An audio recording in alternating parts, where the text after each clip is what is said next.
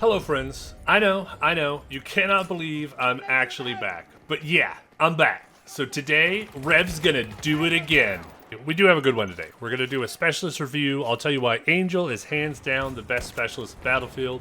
Also, do you guys ever wonder if Falck is only on the battlefield because she got fired for prescribing and maybe even using a little too much fun snacks? And now she has to fight on the battlefield to get some of her special go-go juice?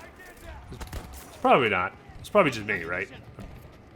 Anyway, to get started, Angel is like someone took a traditional support, traditional medic, threw them into a blender, pressed puree, and somehow you ended up with a freakish hybrid of bullets and electric shock therapy, all blended beautifully together. So now you have this wonderful frontline specialist who really matches up well with multiple playstyles, but I think he's best suited if you really want to find yourself on the front lines, killing, supplying, and reviving everything in sight. Okay, let's walk through some rules for getting the most out of this guy. 1. Immediately after spawning, every time, toss yourself some armor. That's Angel's main perk. He tosses armor and ammo like frisbees, which is perfect for you and all your SMG spamming buddies. Basically, you'll never run out of ammo. Do make a habit of trying to always be out of those things, or maybe just keeping one in reserve. They automatically refresh pretty darn fast, so spam them as much as possible.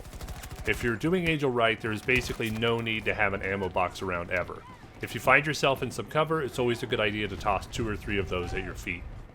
2. Since you're one of only 2 specialists in the game that can revive non-squad mates, and the other one might be a drug addict, revive everyone you possibly can.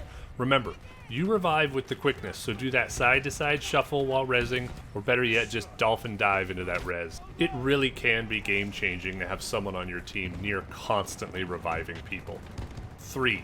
Just like with the armor, drop those supply crates all the time. In case you didn't know, right-click while you have your armor frisbee in hand and select where to drop the giant goodie box. So you and your teammates can refresh on the precious C5 and the other stuff, I guess. But these also refresh pretty quickly, so whenever you find yourself near a cluster of teammates or in some decent cover, drop that party box. If you're playing rush and attacking, it's a good move to place them right on the boundary edge just after you take an objective to give your team a chance to rearm before moving to the next zone.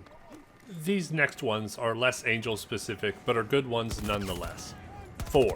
Since the most recent patch, I focus on nades, but before that, the best thing to use was the sensor ball. You had 2 beautiful balls that would rack up mad XP, revealing the enemy everywhere, but then they came, they took one of my balls, and kicked the other so hard it barely works anymore.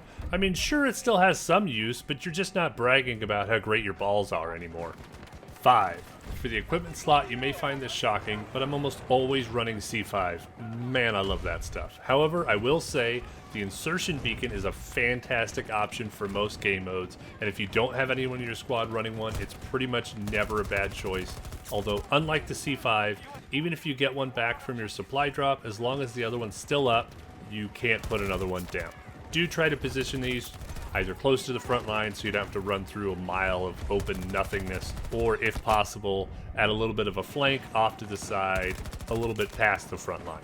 Well, that's my look at Angel. Hope you enjoyed the video, subscribe for more content, and let me know in the comments below what specialists you think I should review next. As always, God bless, now get out there and shoot someone in the face.